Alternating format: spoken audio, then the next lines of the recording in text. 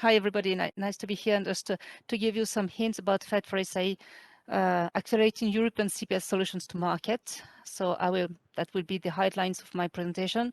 Well, FED4SAE in a nutshell, major outcomes, present one success stories, and I would like to highlight some impacts.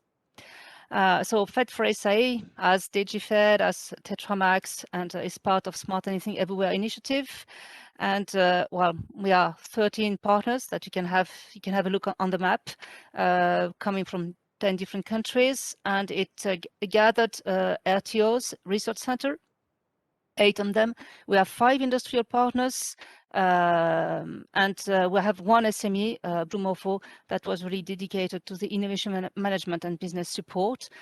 The project is now closed. It was part of the phase 2 of the Smart Anything Everywhere Initiative. So between 2017 and 2020, it was supposed to close in 2020, but it ended up finally in 2021 because of COVID impact.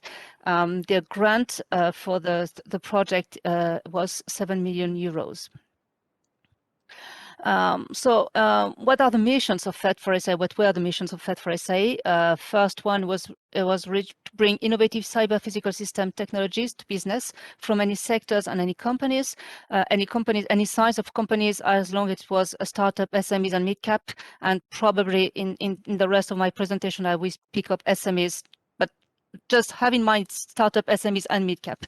And from any sectors, as we will see, the main constraint were to rely on the technical break platform testbed proposed by the consortium. That was the limitation, but there was no limitation in terms of sectors. And as you will see, we went to smart cities, smart agriculture, health, industry 4.0. There was entertainment and so forth. That was the first mission. The second mission was really to link third parties to suppliers across value chain and region. Want to create innovative CPS solution as for all the missions. The third one, strongly connected, was to link third party to investors in order to accelerate solution development and industrializations. And the fourth one was really about sustainability of the Pan-European Digital Innovation Hub network. It will be less of focus in my presentation. I think that what I'm going to show is mainly going to highlight how we ended up handled the first 3 missions, to bring technology support and technologies to any business, to link third party to suppliers, and to link third party to investors. So how was this done? So it would kind of provide a one-stop shop. That was really the wording at that time when we launched the project. So we gave access to leading-edge CPS platform, advanced technology, test beds from industrial and R&D centers. So just to give you, the industrials were on one hand side, Intel and ST Microelectronics, quite general, I will say, segment market industrials, and we also had 2 more maybe specific industrials that were AVL and Thales, the R&D centers. So each of them were just proposing some technological break. They could be dealing with IoT, it could be dealing with test bed, for instance, as we did for CA. Yeah, it was really open to any kind of centers, and it was also involving with the project. For giving access was not the only one. We also provided technical coaching from the domain experts. So it was mainly provided by RTOs and by industrial as AVL and Thales, because of their tools was very much specific. But finally, in the loop, also Intel and ST were very much dynamic and very much involved.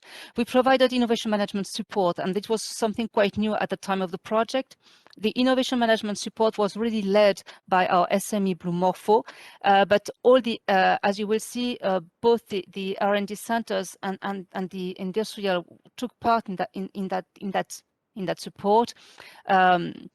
So the RTOs maybe to give link to customer and users, to provide their ecosystem, to put at disposal the ecosystem to the SMEs when there was connection to be made, and the industrials were really there to support on the industrialization part, and especially when they had some let's say incubator tools. They were just for when there was good match between the industrial and the project, proposing and encouraging these companies to join the incubator tools. We provided cascade funding. 60K was the average, a little bit less. And as I said, we through our partners, we proposed access to potential users and user suppliers through Europe. How we did that? This was done with was supporting funding, and there was normal rules as 70% cascade funding to support R&D within the SMEs, the granted SMEs. We ran 3 open calls, and projects were between 9 and 18 month duration, and we ended up selecting 32 projects. So, well, if I want to put some figures in behind, as I said, we had some cascade funding. The cascade funding was 1.1 million euros, financial support to third party, directly transferred to third parties as financial support. But there was also all the technical and innovation management support that were provided by the consortium. And if we added up with the 2 budget, the cascade funding and this technical support, then the support to SMEs were more than 5 million euros. So it was nearly 75% of the budget. So I think it kind of a little bit changed the perspectives when you did the first one. So it was we were really strongly supporting the SMEs. So it's just another way to present things. As I said, we ran 3 open calls. We ended up with 165 registrations. Finally, 116 proposals were submitted from 26 countries. So very much outside the consortium core countries. We ended up running 3 evaluation and selections meetings. At that time, we were pleased to do face-to-face in London, in Munich, and in Santander in Spain. We granted it 32 companies, and then the rest of the project was really to follow, to implement, to provide the technical support and the business support. And then sometime early next week, COVID-19 arrived. So we ended up with to support at best, because at the beginning there was really lockdown. So there was a strong difficulty just to go to the test bed, to run the facilities, to go on following the experiment for many companies. So we ended up with a 5-month extension for the project that, of course, was used for the technical support. But finally, we did the best of it. And I think we were quite lucky, because we had the opportunity to follow most of the project much longer than was expected in the 3-year project. And we could spend more time, as a matter of fact, in business, innovation management support, communication dissemination. So then we took the opportunity to say, well, how can we measure the impact? Because we had some time to finally to think over of that. And we used the KTH Innovation Readiness Level tool to try to quantify and to measure the impact of such a program on the SMEs. We also ended up organizing more, let's say, looking for funding events that were proposed with the SMEs, and they were trained, pitch trained by the partners. And it was one of the events sorry, Julia mentioned, with the SmartAnythingEverywhere Contest Award that was proposed through the Venture Forum. So it was giving more opportunities for our SMEs and further than that, SmartAnythingEverywhere to go through to be trained to meet investors, to try to figure out how to do it. And we also ended up with organizing the FED4SAE Innovation Club to try to find ways to.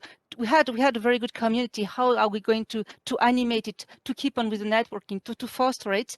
And this dedicated app was developed by Blumorfo just to exchange news and events through this community.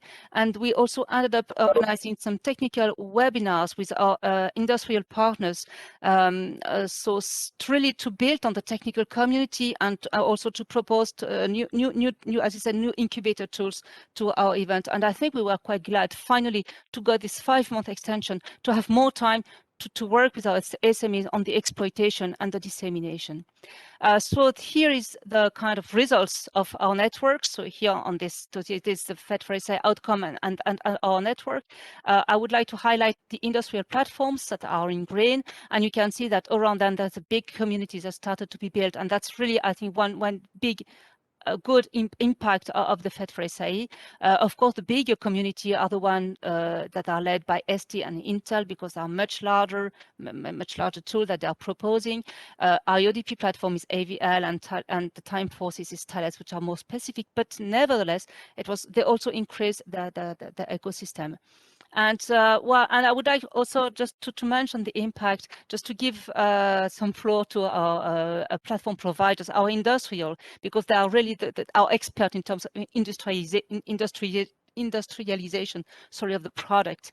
And and that feedback was that FED4SAE has enabled a number of SMEs to develop and validate their innovation, and many of these are now great potential in getting into the market. So it's not only FED4SAE. I would say FED4SAE is one member of SmartAnythingEverywhere, but this initiative with the cascade funding and the networking in terms of technical expertise and working also all together with industrial.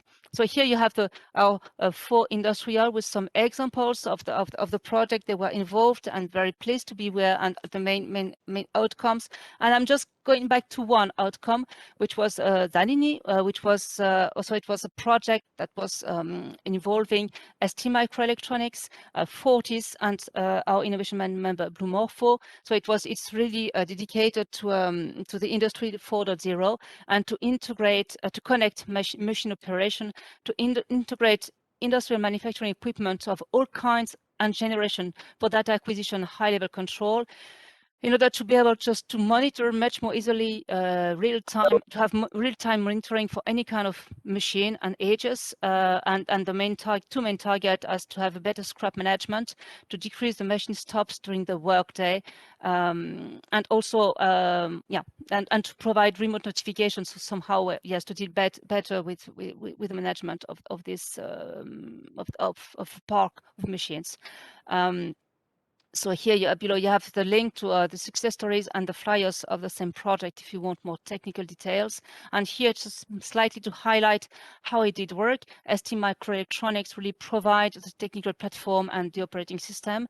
Fortis, which was the RTO in Munich, while really bring expertise to develop, to work on the industrial automation and control software that was ported on the STM platform and extended to meet the scenarios requirement. And Blue Morpho really worked with the company, and in that typical case, the company was not really looking for capital, for venture, for other capital, but they were really they really dedicated adapted support. What they were needed was to refine their position in the strategy into the marketplace, because the company mainly had one very big client, single customer, was a little bit of could be at risk, and they really worked with Blue Morpho to better define their position in the value chain, to build their go-to-market strategy, and that was really tailored to that, and they were also connected to other, and they were also better implemented in their ecosystem.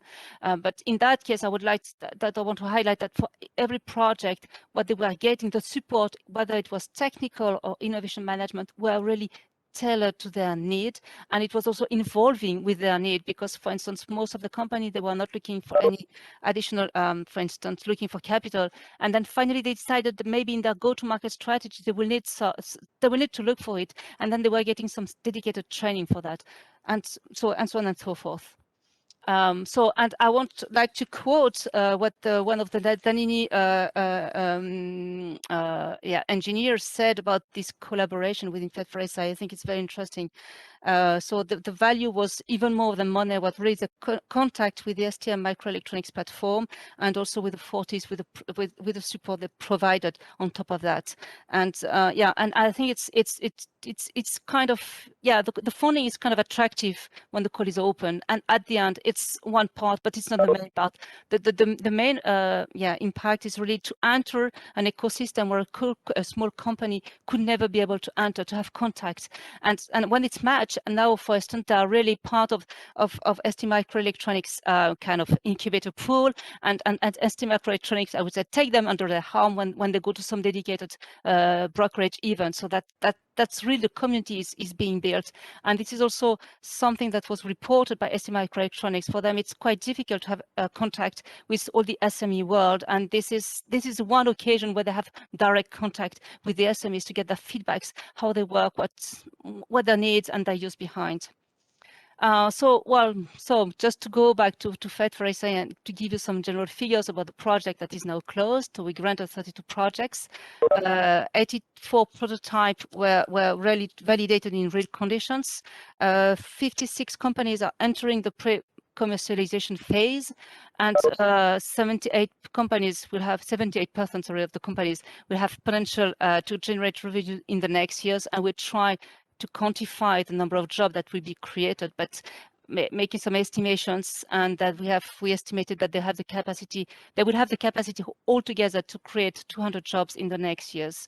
And and now 50% companies have the ability to reach further investments because they consolidate their roadmap strategy, because they really took the most they could take of the training they received in terms of pitching and presenting in front of investors, which is not something that you can do very naturally. And so I don't know where the time is. I hope it's fine. And so thanks for your attention. Here you have an illustration of all the kind of prototypes that were developed. If you want to have more about these success stories, flyers, projects, please visit our website, where you will find lots of documents about it. Thank you very much for your attention.